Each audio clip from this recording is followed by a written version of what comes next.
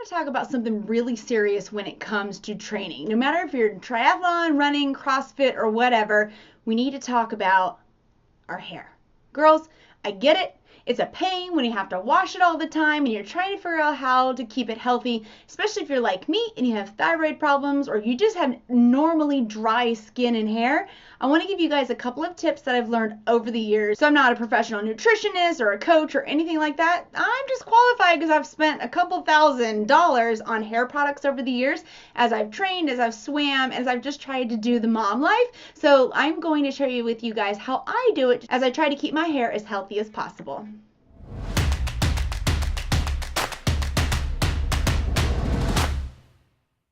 These everyday athlete tips are brought to you by Rachel Branke from Fit Legally in partnership with Rest Performance, the world's first smart bed. Their mission is to get you, the everyday athlete, into mode rest. So I purposely actually got showered and everything today and left my hair just natural so I can show you what the true texture of my hair is. I don't really have much in it. I'm going to show you the products here in a little bit. And this is probably not necessarily how I'd want to go out in public, but I wanted to show you guys like the natural aspect of my hair. I've got some curliness, but you can still see that it just is frizzy in general. And I want to share with you my few tips of being able to manage your hair care and also train at the same time. You know, it's very difficult, like when you're a swimmer. And I was a swimmer in my past life, and I still do it with triathlon. And you're in the pool every single day, multiple times a day. And so your hair can get dried out very quickly from the chlorine. There's all sorts of shampoos on the market. There's tips and tricks, but I'm going to share with you guys just how to protect it a little bit there, and also talk about my schedule for actual washing of your hair and how many times a week that you should do it. So on swim days, or when I'm on workout days, when I know that it's going to be a really intensive workout, I'm going to sweat a lot, or I'm getting in the pool, I always try to mask my hair with a little conditioner or some leave-in style conditioner on the ends. This is putting it on dry hair because it's going to help to seal it and protect it. My hair is also colored with highlights and lowlights and other stuff like that. So I'm also trying to protect the color that's there since I have blonde, and it can really easily turn green or turn brassy because my mother's a redhead, so I've got red undertones in my hair as well. So before I do any heavy workout or get in the pool, you can either just use a regular conditioner on the ends, which is kind of yucky if you're going out running, if you're going to the box, but definitely for swimming it works well, or you can use in a leave-in conditioner on dry hair before you get into the water. Just kind of helps to seal that in.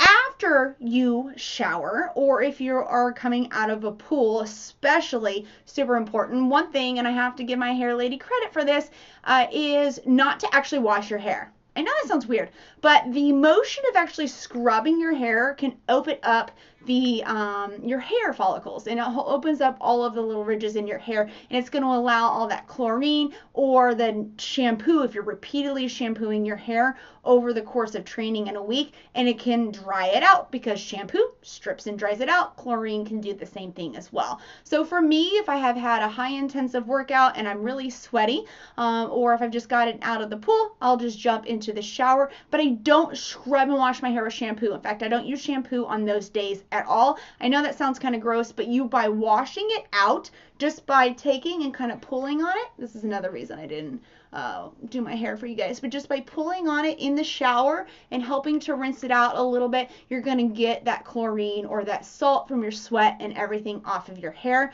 And then at the end, I'll put conditioner on the ends and kind of I don't really try to rub it. I just kind of like try to scrunch it through because I know I'm going to need conditioner. That's a given for me. I'm going to have conditioner in my hair. So the first tip for that is, if you are going to be high intensive training or swimming, to put conditioner or leave-in conditioner over top of your hair before the activity. Then after the activity, don't wash it with shampoo, don't scrub it hard, just kind of rinse it and then use conditioner on the ends.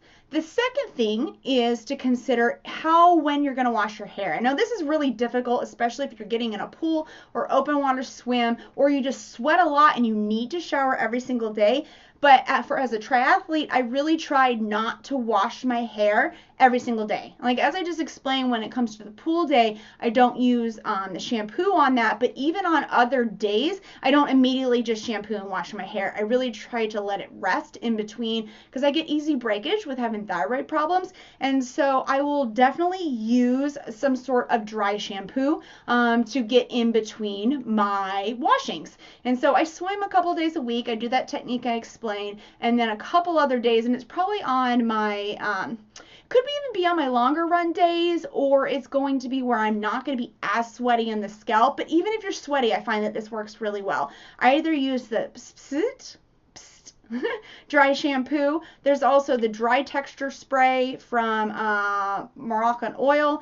And then the Batiste also has a really great dry shampoo as well. And it comes, this one I believe that you can just get at Walmart or CVS or any of those sorts of places. I've had to order the on Amazon. And then this was just a freebie from like Sephora. So I'm kind of giving you guys different options that you can use here. This one really is my favorite because it doesn't get the buildup on there. You dry shampoo, you put it on your scalp, you rub it, like you spray it down towards your scalp, you rub it, and then you brush it through. And it really helps so that you don't have that buildup and you're able to get all of the dry or all of the oiliness out of your hair. Keep in mind though, when you're done working out, you want to let the sweat dry. So if you're not actually going to go wash it, it's not one of your wash days, you don't want to be done working out and then it's all wet, like right in here and underneath, and then you just throw this on because it's going to start clumping. And I found that with any brand that's out there, you want to let it dry. So you can take a hair dryer on like the cool setting and kind of just shake it out with the hair dryer, or I just let it naturally dry, brush it, and then I will run one of these through it. I typically take like the small Batiste with me when I'm out traveling, and then I use the at home just because I love this one. The texture spray is definitely more so, you can use it as kind of a dry shampoo. It's probably not what it's intended for, but I use it more for days when it's been a couple of days and my hair hasn't gotten wet and I haven't shampooed it and it's really super flat and slick to my head, which isn't really often because you see I have curly hair, so it has a tendency to grow on its own. But the texture spray, even in partnership with one of these, can help to add a little volume. I find though you don't really need it all that often unless it's just really gross outside. You can get away with just the dry shampoo, doing the dry shampoo like I explained, pulling it up, and then back combing on your hair will help to give you a little bit of volume. Another thing I wanted to point out, and this is for any day that you are, whether you're shampooing, you're just doing like the pool system like I talked about where you don't shampoo and you just put conditioner. With really dry hair, and if you are washing more than normal, optimally you want to give a couple days in between washes, but when we're working out, that's not always the case, especially with the pools.